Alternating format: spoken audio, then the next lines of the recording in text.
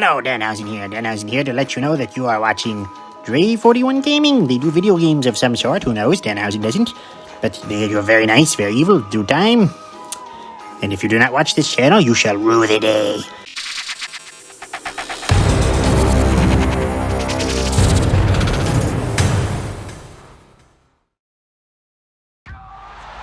What's up, y'all? It is your boy Dre41, aka Mr. 4K, aka El Fuego, Spicy Dre. And we about to play Here Comes the Pain, man. Basically, not last week, but the last couple of playthroughs that you've seen on my channel on Friday were some Shut Your Mouth. This one's gonna be Here Comes the Pain. I'm gonna go back and forth. I'm gonna mess with Jushin Liger. I'm gonna mess with Scott Steiner. And I think with that is probably the best thing, instead of just working off of one game back and forth. You feel me? So for that, I think I'm just gonna run with it. I think that's gonna be the biggest thing that I do. So yeah, that's the plan. And yeah, if y'all don't remember or didn't watch my original playthrough with Scott Steiner, I had to get the championship. I won titles, lost titles, but right now I think it's pretty straightforward. I think I'm going to continue to dominate in the heavyweight division, continue to keep my championship right where it's at, as it should be, and do what I do best. And that's get threes. Wins, but you get a 3 count for the whatever. So yeah, that's basically it. And this guy, I don't know who this guy is. He's been excommunicated. I have not the finest idea who this guy is. I don't know who this guy is on my screen. Who is this guy? Does somebody know who this is? Like evil Walt Disney? I don't remember. I don't remember who this guy is. I don't know him. Who is this guy on my screen, dog? Who is he? What does he do? Why is he here? Oh my goodness. This is hilarious. Yo, it's so crazy, like, playing these older games, and if I knew then what I know now, it would be nuts. Like, The Rock has a higher position in WWE than Vince McMahon. The Rock is basically Triple H's boss. Like, that's crazy to me. That's insane. Like, to think about, like, back when this game came out, what, 2003? I think this game came out 2003. Crazy to think that 20 years later, The Rock would be, like, head of the board of directors for WWE. Like, legitimate nuts. Insane, if you ask me. Like, I'll be honest, I never would have thought that would have happened in a million. If you would have told me, like, when I was younger, like, something like that was gonna happen, and Brock Lesnar was trying to get it popping with women, and, like, bro, I would have been like, man, you lying. Like, I don't even believe you. But it's just crazy how the world works. It is insane how the world works.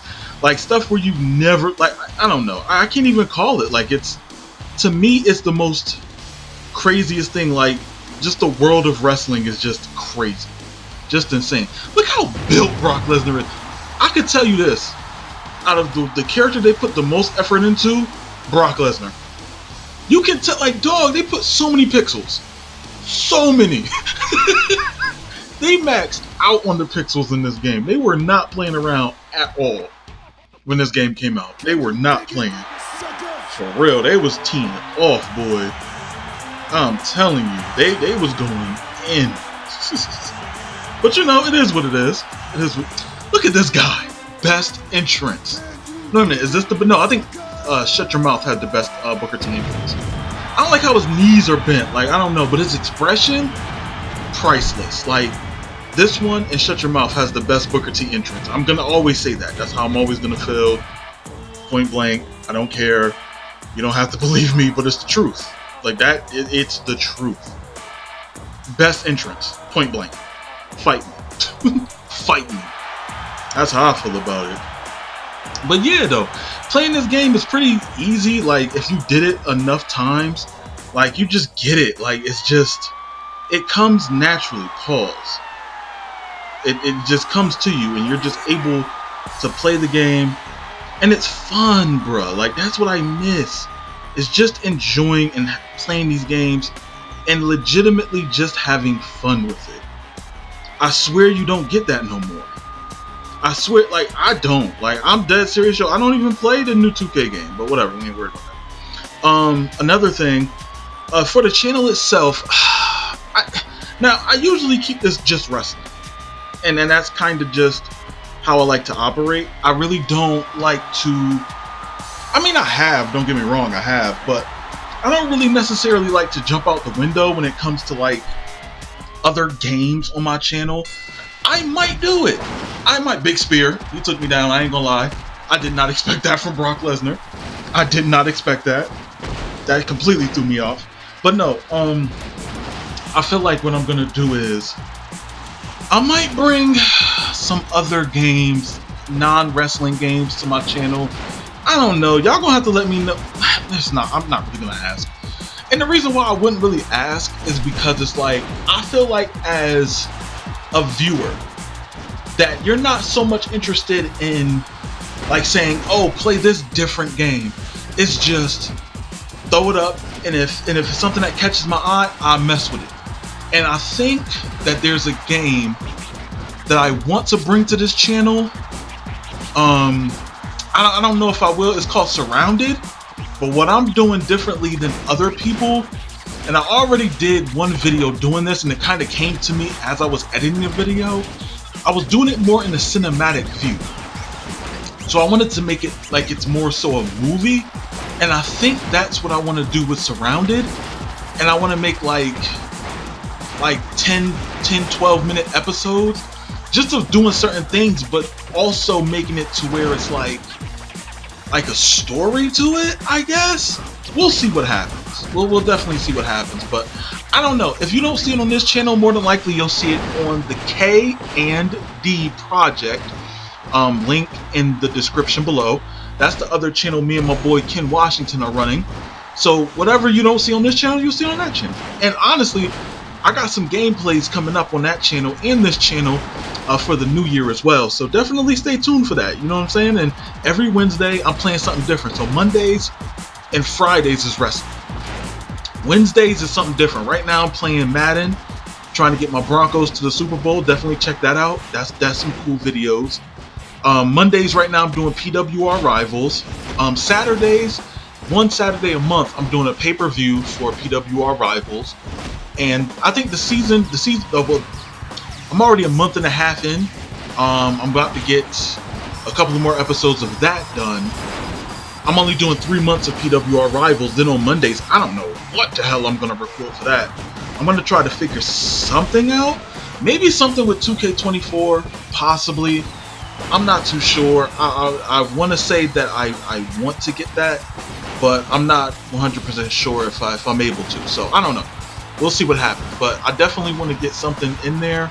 Pause. I want to get something recorded for Mondays after Rivals is done. So yeah, we'll see. We'll see what happens. I think. Oh, I also have the Punisher. I might do that for Wednesdays. The Punisher playthrough is probably going to be Wednesdays. I'm gonna keep wrestling. I'm gonna keep wrestling on Mondays and Fridays. I'm gonna keep that because that's what the channel is based off of. To keep it 100, like the channel's based off of it. I'm gonna continue to run with it. It is what it is. Also, I haven't said this in a while, right? And I just wanted to say like a couple of cool stories in regards to my time meeting professional wrestlers. Now, as a content creator on YouTube, I'm not going to say I'm a YouTuber. I'm a content creator because this isn't a full-time job. Like, I would say I'm not even a part-time YouTuber. So, I'm a content creator on YouTube. Feel me? So, I want to tell you guys a story of me meeting wrestlers, right? So, I said a couple of these stories from one video to another video, but I want to say it like in total in this one, and I think that would be like the best thing to do or the best way to go about it. So initially, right, always been a fan of wrestling, been watching wrestling for the longest time. I would say the first time I ever met a professional wrestler, I was in middle school. This was the late 90s. I know I'm old. Whatever. I met Bob Backlund. I think he was running for like mayor of Hartford. I think, but hold on, let me throw the Google machine in. Hold on, I gotta Google it. Was he running for mayor? Hold on. So Bob Backlund, he lives in Glastonbury. Wait a minute, he has a business in Connecticut? Okay. Runs for mayor. I think it was mayor of Hartford. Was it? Hold on. Or something in Congress. I can't remember. It was something. He runs for mayor of Hartford? It was something. Hold on. Because he came to my school. I remember that. That was so weird. It's like, bruh, like, what are you doing here? You are awful. Nobody messes with you. You're too weird. But no, I remember I met Bob Backlund. That's when I was a kid. And then I'm trying to remember. This was so long ago. Who else did I meet? After Bob Backlund, I kind of went on a drought. And then in 2012, I want to say 2013 possibly. And I remember the night because it was supposed to be a Monday Night Raw. And it was the Monday Night Raw after the Royal Rumble, I want to say. It had to have been after the Royal Rumble. And they canceled Monday Night Raw because it was a blizzard in Connecticut. They were supposed to have it at the XL Center in Hartford. And they canceled it. First they were saying they might run the show, they might not. But then eventually they canceled it. So boom. At that time, I was doing security. I was working for a security company, not like security with like a gun and all that nonsense, like basically just stand outside or stand wherever they put me and just report, right? So there was this building on the south end of Hartford that I was guarding. Now the building was half burnt down, and like so it was half burnt down, but people could still live in the other part of the apartments. It was kind of big. Pause. So they were just like, all right, it's going to be a blizzard. They want to make sure that the part of the building where people left from or evacuated from, you know, their belongings aren't stolen because people can potentially gain access to the building. Which when I got there, I found out, dog, you can't even get in that building without a pin pad code. You're on camera, all types of nonsense. So you really can't steal anything, but regardless, it is what it is. I was doing security there, right? So the first couple of days, I seen how terrible it was because it was just like, and mind you, I'm going to tell you how I met a wrestler, but this is just a little bit of background. So, boom, I'm in this building, and it's cold as hell. Like, it's cold, there's nowhere to sit, so you just walk around. Now, you see people going in and out of the building sometimes. They know security is supposed to be there, so they say, hey, how you doing, whatever. It gets to the point where, like, and of course, you got to go to the burnt down side of the building, but it wasn't like no structural, I can't say words. Structural damage.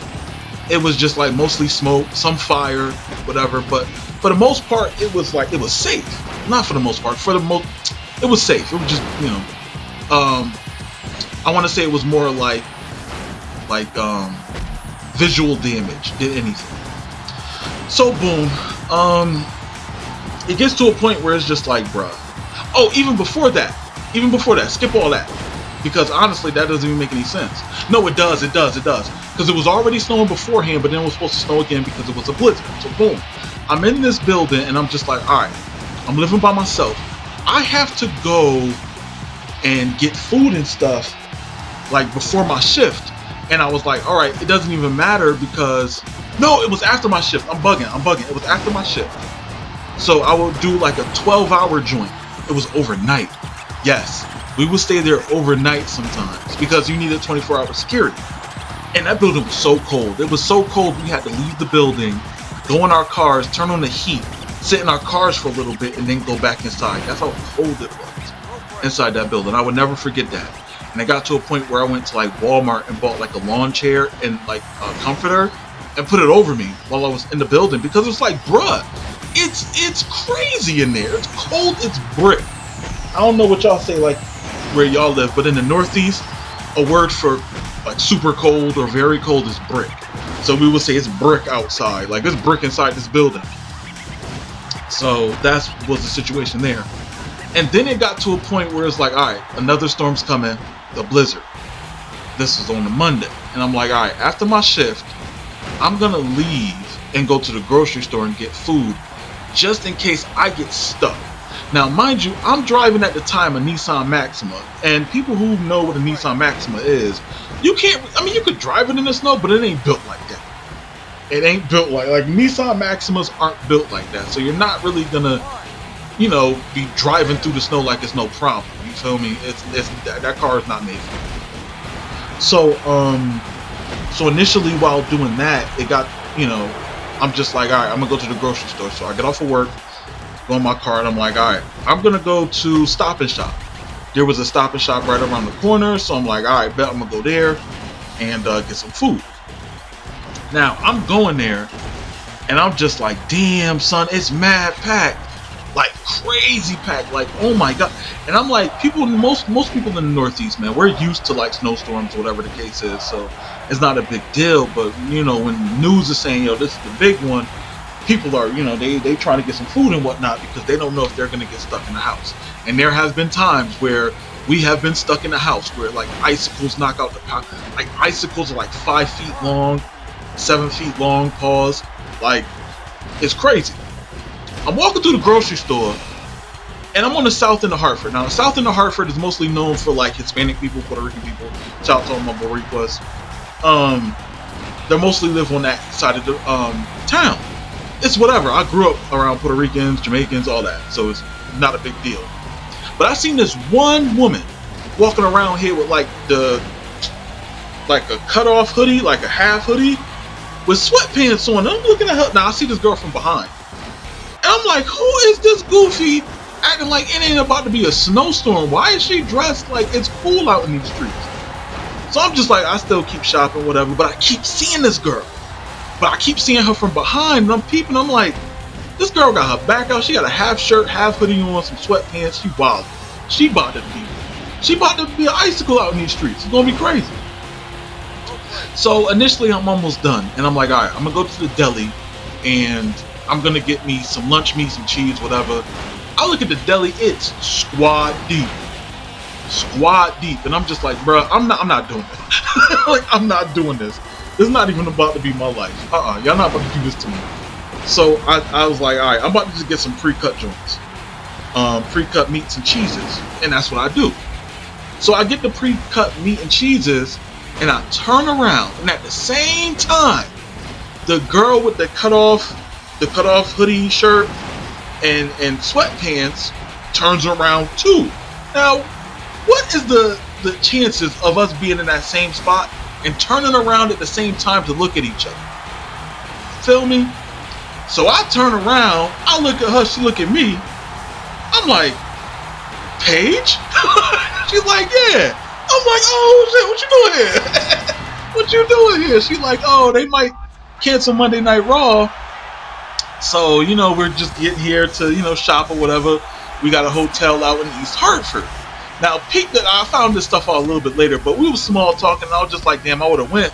But since they were saying they was going to cancel it, I'm not about to sit there and spend no money just to, I would have got reimbursed, or they would have been like, oh, for the next WWE event. But who knows when that would have happened. So I'm cool on that. So I met Paige, I took a picture with her and everything. That was the second time I met a wrestler.